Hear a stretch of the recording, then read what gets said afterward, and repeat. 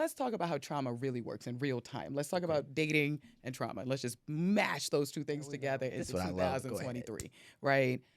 I have, for example, been through an experience. This is how trauma works, and it was overwhelming. Something about it just was like, whew, I didn't know how to cope with that, and I didn't see it coming. You gonna get me one time.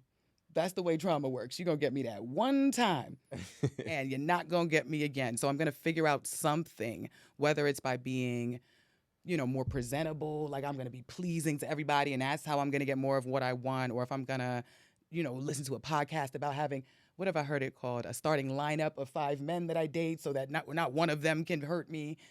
Putting money before people is a really good way to protect yourself from the natural consequences of knowing people, right? Like, you don't know what they gonna do. It's certain uncertainty. And if we can't sort of get to a place of like, I just have to sit with what I don't know, right? We really aren't good at dating. It sort of becomes a game of trying to predict and sort of get the other person in some sort of scorekeeping thing. Yeah. And it's like, if you're really going, what did you do for me so I can do this for you? If we're even keeping that score, we're already in a bad place.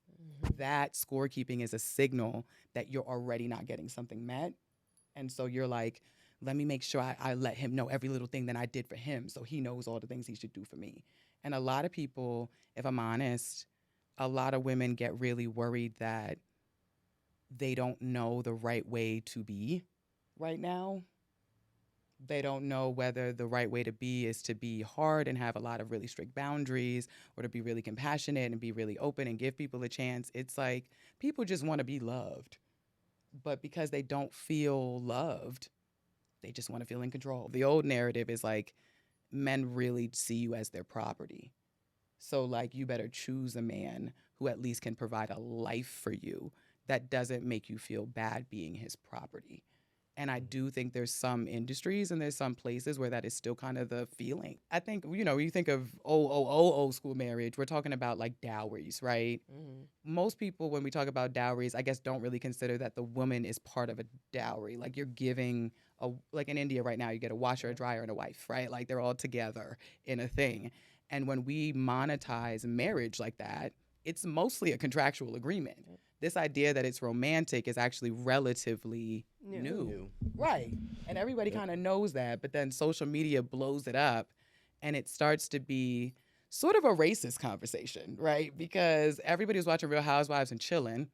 Nobody cares that these women literally have no job. I was just watching an episode of 8 at the Table where you said a life of leisure.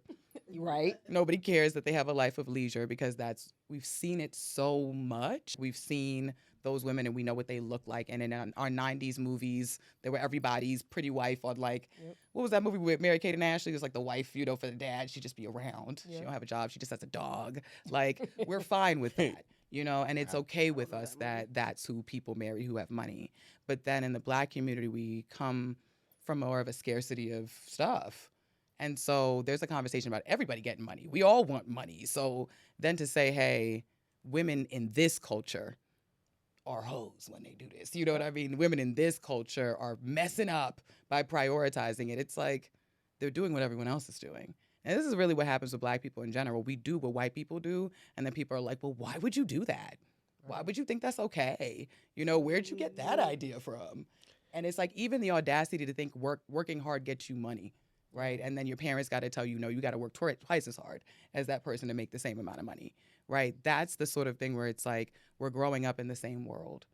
So if on some level you think this is what I'm worth, why am I thinking I'm worth something different than what you think I'm worth? If I'm seeing that people are throwing money at women from the time I'm little, and I'm like, I ain't got no money, but I see they've been throwing money at these girls over here, and I know what those girls over there look like, that's a really easy mental shortcut as far as I'm concerned. It's like, what are you worth? At the very least, your body is worth money.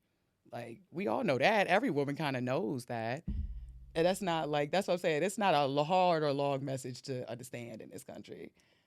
Or a new message. At all. We have to, we just skipped over a whole bunch of variables that were, so I do think that I agree, right, to a certain extent, that we do see two different cultures specifically in this country, right? One will do one role where they just have the dog and they're not doing much in terms of the women. And then we do have the other culture who did grow up with scarcity, right? But I also do think, and understanding cultures, the best thing about my personal life, and I wanted to actually touch on this on the Jason Lee episode, but about code switching.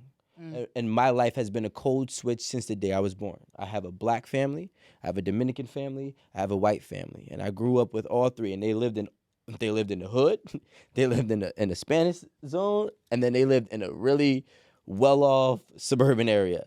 So growing up, I would go to all three different cultures, predominantly based living, and I learned that every one of them are different. And what I will say is, as black people, I think that personally we try to emulate a lot of the things that the white people do, but we try to make our own rules to it, which is conflicting with why some of their rules actually work. Meaning like what? So for example, if and rightfully so, because I do think that it shouldn't be this way, but it's a double-edged sword. So the woman that you're talking about with the Mary Kate and Ashley example, where she was just walking around with a bag and whatnot, there was literally no pushback ever. There was really no voice for her. Now, I do believe that women should have a voice, as should everybody, right? What do you think keeps people single that they don't notice? That they don't notice. I was gonna say you born single, so you ain't gotta stay I wasn't single. born single. You weren't born single. No. I was gonna say I came in here and I knew I had like 12 soulmates, but I was gonna ruin like 7 and not meet 3 and end up with 2. We leaving just how we come. I know. I was gonna say. I mean, what keeps people single? I think for one thing, some of the most common dating advice that people are paying for right now is to just date people you wouldn't normally date. I think that's terrible. You think people should do that? I think to some degree, I think you should just meet. We seen what that happens like here at 8 at the table. But here's I don't advise it. but I mean, what you've been meeting people casually? No, we've been seeing events, all types of stuff. I guess here's the thing. We meet a lot of people. At this point, dating apps are just as random as like being at a bar and having somebody walk up to you. Most people are on dating apps. It's not like you're finding some select, few people on these dating apps. So when you go on dating apps, you're also dealing with a bunch of people who are looking through a bunch of people, right? And so it dehumanizes an experience that's not really how you would normally go about evaluating people. And this is what I mean about friendship. I have a friend. I meet them however I meet them. As we do things together, I'm like, you know what? I like the way you think. I like the way you move. I like the way that you do stuff. It's through these shared experiences that we get to know our kind of system, the way that we affect each other. You don't have to be perfect to be in love and have a good relationship. In fact, you don't even have to be exactly the same. You can have a lot of things that are not the same. I think that's the problem with dating apps, Yeah. I saw this thing on Twitter yesterday. It was really bizarre. So these two people, they met on a dating app, and before they planned their first date, she asked the guy if he didn't mind filling out a questionnaire that she had set up.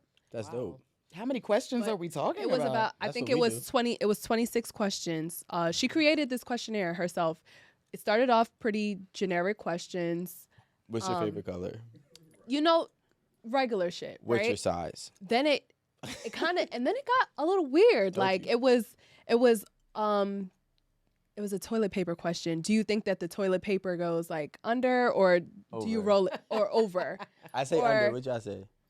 I'm not a preference Under? person with the toilet Under. paper. I used to be. Nah, I'm preference. I used to be No, weird. I'm about it. meticulous. Now my husband. It I gotta know be a lot under. of people have preferences on it. I be feeling weird when I put my toilet paper roll on. If I gotta go this people are way gonna for come it, in I'm gonna and be judge tight. No, yeah, I don't do that. Anyway. Under, So, yeah. and then there was like a question about like if you had a homosexual child, like how would you handle it? Just real personal questions. Oh wow. And I think that's after going through the questions, he was just like, yeah, absolutely not. Like, I'm not answering this because it's like you're going to determine whether we go out or not based on how I answer these questions. And I understood his need to not want to do it because it's just like, well, we can go out and get to know each other like regular human beings instead of me like having to fill out what kind of seems like a test before you decide like, okay, yeah, pass.